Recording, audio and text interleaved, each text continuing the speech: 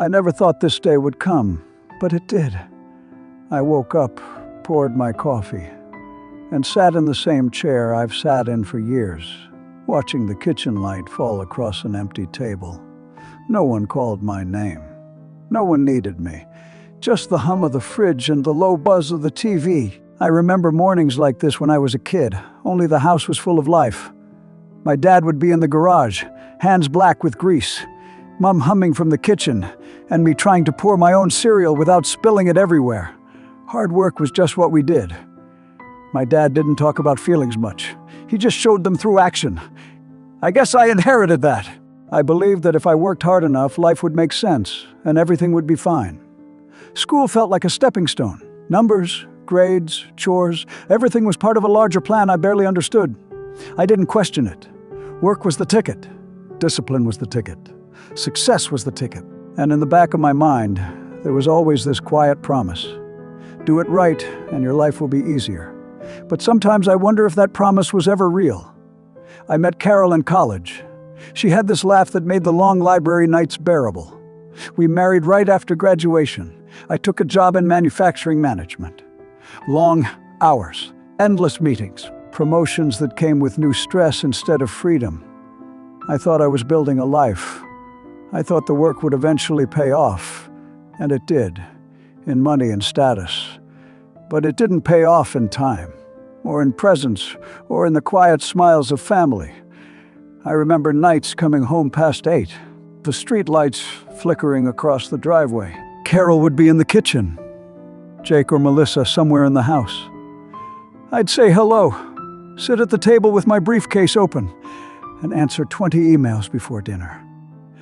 I can still smell the coffee Carol brewed that morning, now cold and forgotten in a mug. There's a kind of slow ache in remembering how alive the house used to feel, even when everyone was rushing around.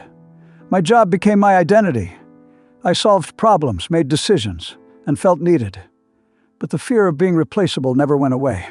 I'd lie awake thinking, if I disappear tomorrow, would anyone notice the absence, beyond the work not getting done? And that thought, it followed me for decades. The kids grew fast. One day, Jake was a little boy chasing the dog around the yard. The next, he was gone to college. Melissa started spending weekends with friends instead of family dinners. Carol and I adjusted. Or maybe we just learned to stop noticing. By the time they were teenagers, I realized I barely knew them anymore. I'd ask about their days, and they'd answer politely, but I wasn't part of the story. Evenings were long. The TV became my companion, a muted sitcom playing in the background while I flipped through bills or old papers. Sometimes I'd look at photographs from vacations, birthdays, graduations, people smiling at the camera, unaware of the quiet slipping in around them. I'd think, did I miss too much? But the thought never lasted long. There was always work to do, meetings to attend, things to fix. And then came retirement. The day I walked out of the office for the last time, I felt nothing. Relief, maybe, at first, freedom. But when I walked into my house that evening, the silence hit me like a weight. The hum of the TV felt too loud, echoing off empty walls. The coffee tasted bitter because there was no one to share it with. The chair opposite mine was empty. The house smelled of quiet, and not the comforting kind. The first week, I tried to fill it with small projects, yard work, organizing the garage, volunteering. But each task ended in the same place, a long, quiet afternoon where the only sound was the TV and the ticking clock. Carol kept herself busy too, and I learned not to knock on her office door too often. I didn't want to disturb her, or maybe I didn't want her to see me like this. I walk around the neighborhood sometimes, just to hear people talk. I watch families with kids on bikes, couples walking dogs, neighbors chatting over fences, and I think, that's what I used to have, isn't it? The question hangs in the air because I'm never sure anymore. Were we really happy or just busy? Busy enough to forget what quiet meant. Evenings stretch long. I've developed a ritual cup of coffee. Sit in my chair, glance at old photos. Sometimes I cry. Sometimes I just stare. Once I found myself laughing quietly at a picture of Jake in his baseball uniform, Melissa with chocolate smeared on her cheek. And then it hit me. The kind of ache you can't fix. The house is empty. The kids are out there, living lives I wasn't always present for. Carol sits in the next room, and I sit here, feeling the weight of all those years. There's a subtle suspense in every morning now. I wonder if today will be the day one of the kids calls, or comes by, or if something will happen that breaks the quiet. Most days, nothing happens. Some nights, I sit with the TV on, low volume, just to feel a little noise, a little company. Even if it's just flickering images and canned laughter, I find myself thinking about small, everyday things that used to matter. The smell of toast in the morning, the sound of the school bus down the street, the neighbor's dog barking. They stick in my head like little reminders of life when it was full. And I wonder if this is what aging feels like for everyone, or just for me. I've tried phone calls, emails, even scheduling dinner with the kids. It helps for a day, but then I'm back here, the quiet settling around me like dust. I glance at the mantel, wedding photos, graduation photos, vacations I can barely remember. A lifetime of moments captured, but they're all frozen. I can't go back. I can't relive them. And the thought is almost unbearable sometimes. The hardest nights are the weekends.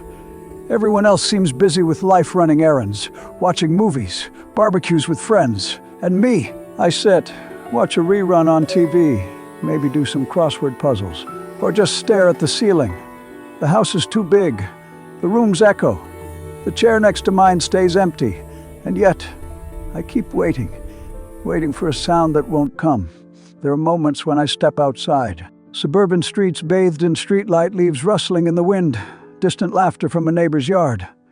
I walk slowly, hands in pockets, feeling the years in my knees. I wonder if anyone else notices this kind of quiet, or if it's just me, left behind by time, by work, by life itself. Sometimes I imagine conversations I'll never have, stories I'll never tell, apologies I'll never give, hugs I should have given, dinners I should have attended. It's a strange mixed regret without bitterness, just sadness softened by memory. Carol and I talk sometimes in the evenings, not about anything urgent, sometimes just about the weather or what's on TV. We're both ghosts in the house together, living side by side, and yet, in that quiet, there's a sort of comfort. I've spent decades building a life, a family, a career, and now, at the tail end, there's this stillness.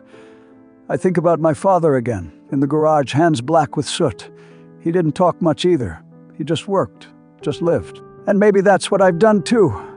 I worked, I provided, I built. And now, all that work has led me here, to quiet mornings, coffee in hand, memories filling the empty spaces. Some days, I let myself smile at that. Not triumphantly, not proudly, just a soft, almost imperceptible acknowledgement that life happened. I can hear the TV humming. I can see the sun coming through the blinds. The house is quiet. Yes, the chair across from me is empty, but it's my house, my quiet, and maybe that's enough for today. I take another sip of coffee, turn the page on the crossword, glance at an old photo of Jake and Melissa laughing on the porch, and for the first time in a long while, I feel a little present, not the person I thought I'd be at 72, not the hero of a story, just a man who lived, who loved, who remembered, who keeps sitting in his chair, quietly watching time go by. And maybe that's all anyone can ever ask for.